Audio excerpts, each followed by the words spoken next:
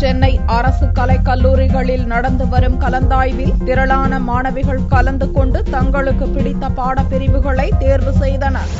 +2 தேர்வு முடிவுகள் கடந்த மே மாதம் 9ஆம் தேதி வெளியானது. இதைத் தொடர்ந்து சென்னையில் உள்ள காயிதே மில்லத் அரசு கலைக் கல்லூரியில் மாணவிகள் சேர்க்கைக்கான கலந்தாய்வு 9ஆம் தேதி துவங்கி வரும் 14ஆம் தேதி வரை நடக்கிறது.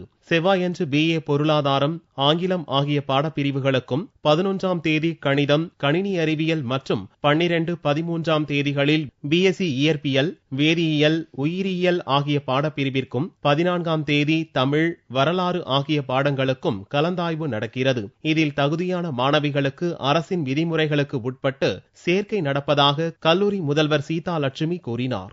காயிதே மில்லத் கலைக் கல்லூரியில் 9ஆம் தேதி முதல் 14ஆம் தேதி வரை கலந்தாய்வு நிகழ்த்தப்பட உள்ளது.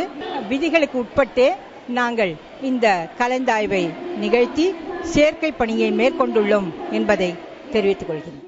விரும்பிய பாடம் கிடைத்ததில் தங்களுக்கு மிகுந்த மகிழ்ச்சி என்றும், நன்றாக படித்து வாழ்க்கையின் முன்னேற்ற பாதையில் செல்வோம் என்றும் மாணவிகள் தெரிவித்தனர். இந்த காலேஜில் அப்ளை பண்ணியிருந்தேன், எக்கனாமிக்ஸ் அப்ளை பண்ணியிருந்தேன், நினச்ச மாதிரியே கிடச்சிருச்சு. ரொம்ப சந்தோஷமாக இருக்குது. நான் சிவில் எக்ஸாம் எழுதணும்னு ட்ரை பண்ணேன். ஸோ அதனால நான் இந்த இதை எடுத்திருக்கேன். ரொம்ப ஹாப்பியாக இருக்கு.